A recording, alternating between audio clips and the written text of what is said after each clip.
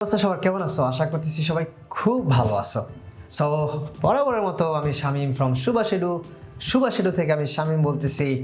So আজকে আমরা কোনো পড়াশোনা রিলেটেড ভিডিও দিচ্ছি না, স্টোরি, গল্প যেটা তোমরা পছন্দ করো। সো আজকে আমরা গল্প বলবো। সো গল্পের ট্যাগলাইনটা কি? সো আজকে আমি ফার্স্টে গল্পের ট্যাগলাইনটা বলি। সো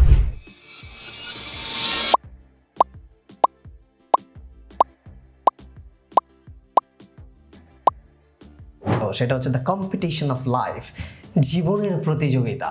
সো এটা হচ্ছে আমাদের গল্পের ট্যাগলাইন। সো সেই গল্পগুলো কোন জায়গা থেকে আনতেছি?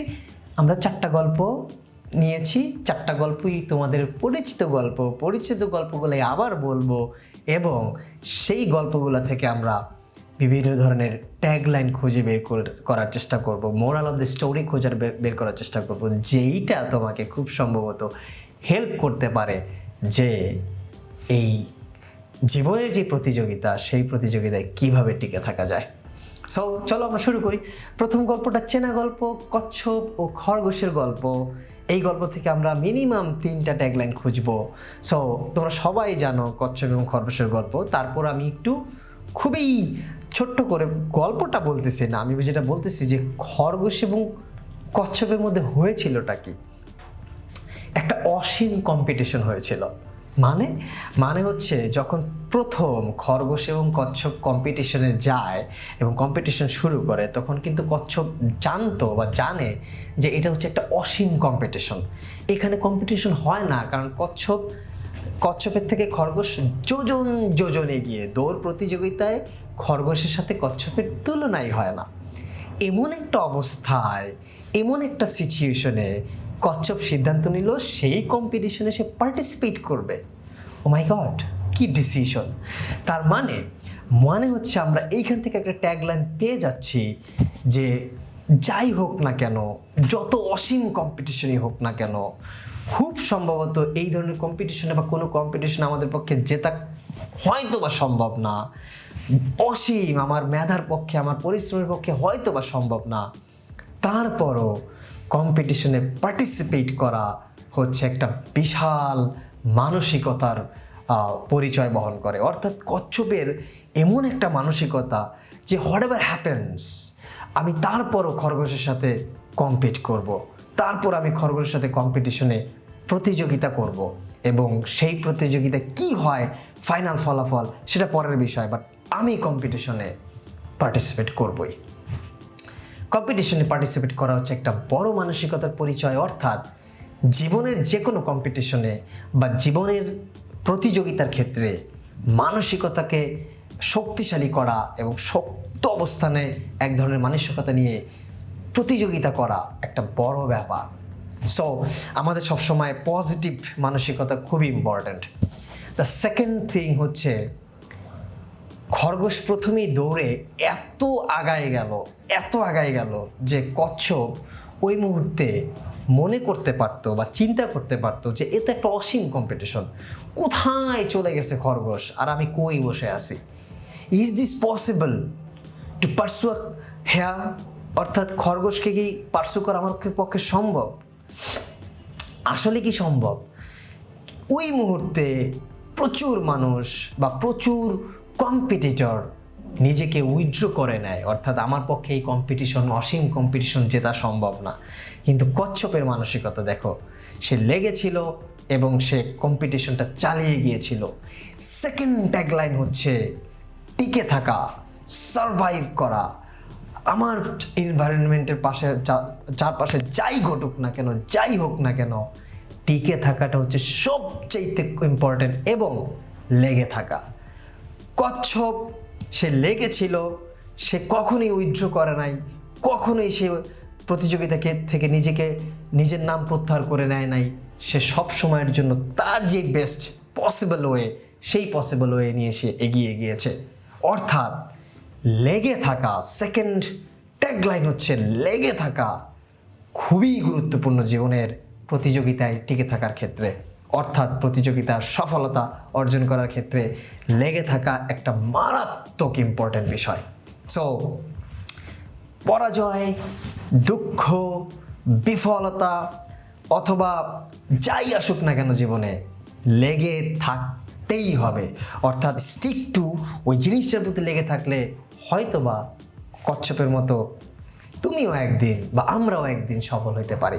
এই জন্য যে কোনো মূল্যেই হোক কোনো কিছু থেকে উইথড্র করা যাবে না, লেগে থাকতেই হবে। This is the second tagline. And the third tagline is খরগোশ। একটা ফিলসফি আছে যে when you can start first probably you stop first, অর্থাৎ যখন তুমি একদম প্রথম শুরু করবা, খুব দ্রুত শুরু করবা, হয়তোবা তুমি খুব দ্রুতই সেটা শেষ করে ফেলবা অথবা দ্রুতই থেমে যাওয়া। অর্থাৎ এই যে ফিলসফি, যারা প্রচুর আগায় গেছে জীবনে প্রথম দিকে বা অনেক আগায় গেছে, আমি হয়তো অনেক পিছাই গেছি, যারা প্রচুর আগায় গেছে তাদের খুব দ্রুতই থেমে যেতে হবে, খুব দ্রুতই থামতে হবে। This is the philosophy. So খরগোশ খুব দ্রুত আগায় গেছে, অনেক আগায় গেছে। একটা সময় খরগোশের কাছে মনে হয়েছে যে আমি অনেক আগায় চলে আসছি, আমার এখন রেস্টের দরকার, আমার শরীর থেকে প্রচুর পরিমাণে এনার্জি লস হয়েছে, সো নাও আমাকে এখন রেস্ট প্রয়োজন। খরগোশ থেমে গেল। কিন্তু কচ্ছপ কি করে নাই, সে তার এনার্জি প্রচুর পরিমাণে লস করে নাই বা সে কখনোই থামে নাই, অর্থাৎ সে খুব দ্রুতই ফার্স্টে আগায় যায় নাই, আবার খুব দ্রুতই থেমে যায় নাই। Slow and steady wins the race.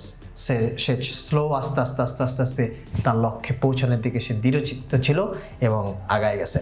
So this is the third tagline, যে খুব দ্রুত কেউ আগায় গেলে বা খুব দ্রুতই কোনো কিছু হয়ে গেলেই যে সে চূড়ান্ত পর্যায়ে বিজয়ী হবে তার গ্যারান্টি খুবই কম, বা তার খুব বড় একটা গ্যারান্টি নাই বা নিশ্চয়তা নাই।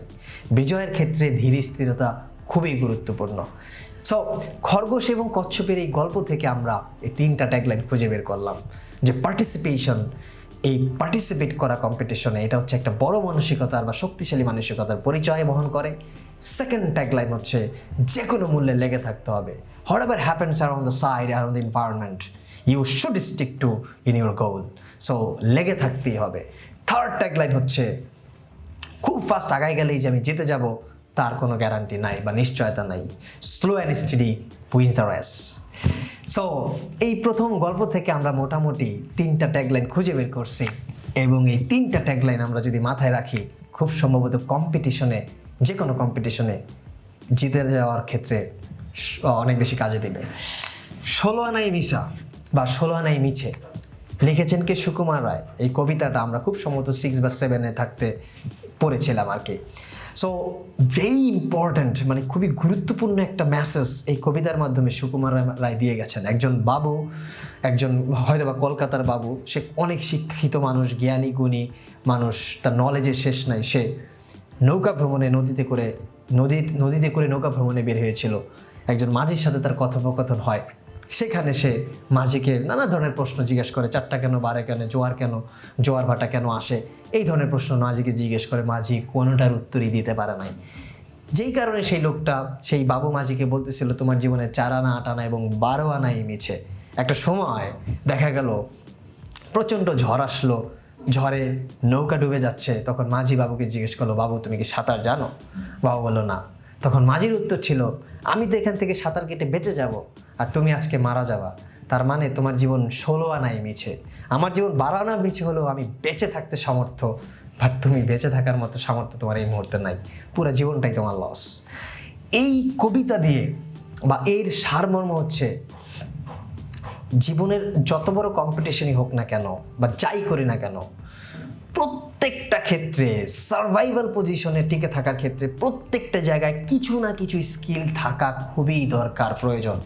অর্থাৎ আমি হয়তো বা পড়াশোনা অথবা খেলাধুলা কোনো একটা পার্টিকুলার জায়গায় বেস্ট এবং সেই জায়গায় অনেক ভালো কিছু করে ফেলছে, বাট আমার অন্যান্য জায়গায় কোনো স্কিল নাই। তার মানে আমি যে কোনো মুহূর্তে হয়তো বা একটা পার্টিকুলার জায়গায় বেস্ট হইলো, জীবনের যে কোনো ক্ষেত্রে আটকায় যাইতে পারি, জীবনের যে কোনো বাজে পরিস্থিতি মোকাবেলায় আমি হয়তো বা সক্ষম নাও হতে পারি। তার মানে আমাকে প্রতিটা ক্ষেত্রেই সার্ভাইভাল পজিশনে স্কিল দরকার। অর্থাৎ অল্প ক্ষুদ্র স্কিল হইলেও থাকতে হবে, ক্ষুদ্র নলেজ হলেও রাখতে হবে। সো যদিও বলে থাকে যে সব জানতা শমশের ভালো না, বাট সব জায়গায় কিছু না কিছু জ্ঞান রাখা অবশ্যই সার্ভাইভাল ক্ষেত্রে বেস্ট অ্যান্ড বেস্ট। এই কবিতা আমাদের সেই জিনিসটাই শেখায়, অর্থাৎ বাবু সাঁতার না জানার কারণে তার সমগ্র জীবনের যে শিক্ষা, এত নলেজ, এত কিছু কোনো মূল্য নাই, ভিত্তিহীন, কারণ তিনি সেদিন মারা যাচ্ছে। আর টেকনিক্যাল বা জীবনের যেই অন্য যেই জ্ঞান বা সাঁতার জানার যে স্কিল, সেটা মাঝির থাকার কারণে মাঝি সেই মুহূর্তে কিন্তু বেঁচে ফিরতে পারছে। সো এই জন্য আমরা যাই করি না কেন জীবনে, অর্থাৎ আমরা যত বড় কিছুই হওয়ার চেষ্টা করি না কেন বা হই না কেন, তার পাশাপাশি অন্য স্কিলও আমাদের কিছুটা না হলেও গেদার করা উচিত সার্ভাইভালের ক্ষেত্রে। যে কোনো মুহূর্তে যাতে আমরা বিপদে না পড়ে যাই, বা বিপদে পড়লে সেখান থেকে যে কোনোভাবেই হোক যেন নিজেকে সার্ভাইভ করতে পারি। এবার আসি ক্যালকুলেটিভ হিসাব, অর্থাৎ কম্পিটিশন। জীবনের কম্পিটিশন একটা ক্যালকুলেটিভ হিসাব থাকতে হবে।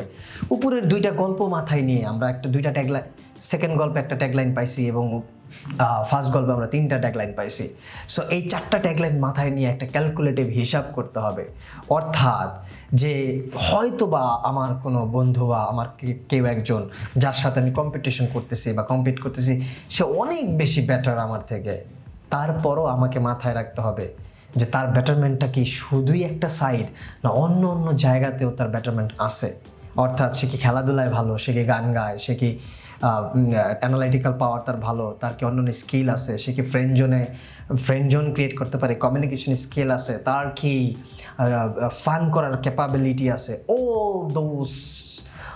all those type of activities is important for surviving your life.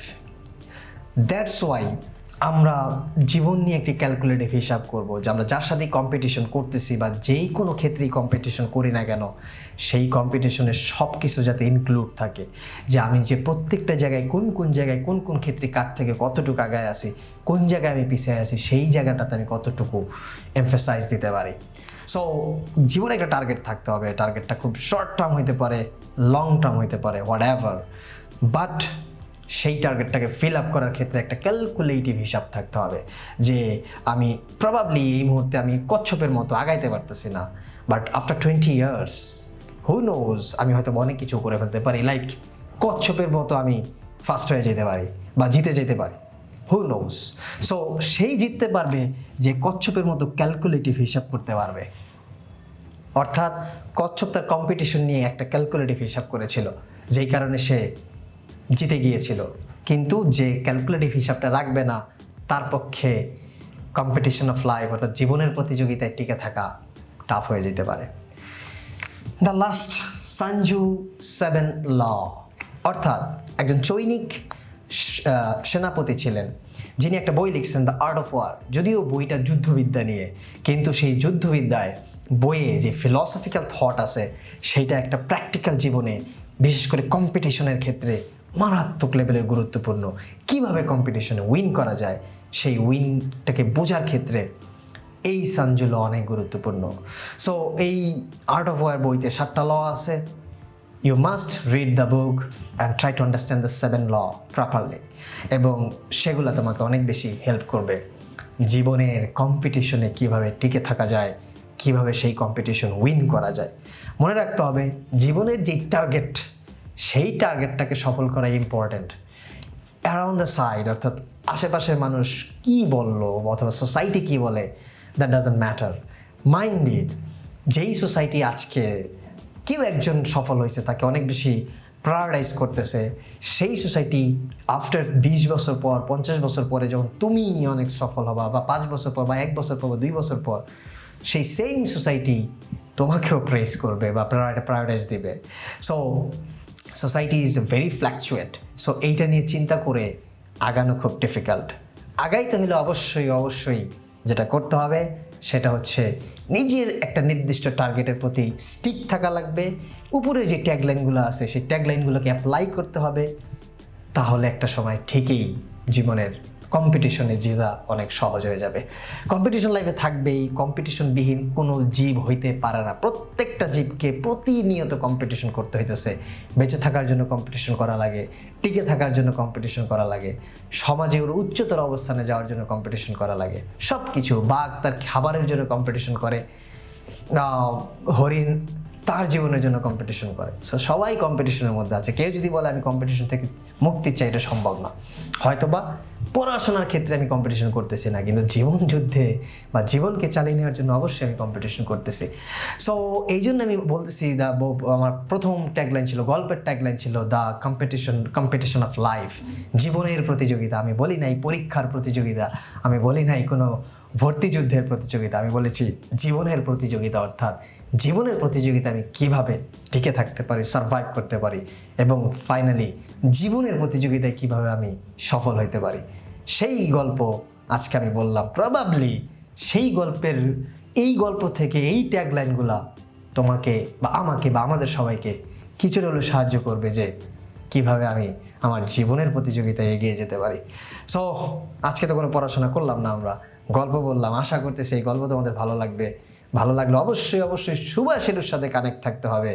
সুভাষ.Edu কিন্তু তোমাদের সাথে সবসময়ের জন্য আছে, থাকবে ভবিষ্যতে আরও অনেক কিছু নিয়ে সুভাষ.Edu তোমাদের সাথে কানেক্ট হবে। আজকের মতো এখানে শেষ। সবাইকে ধন্যবাদ। আল্লাহ হাফেজ।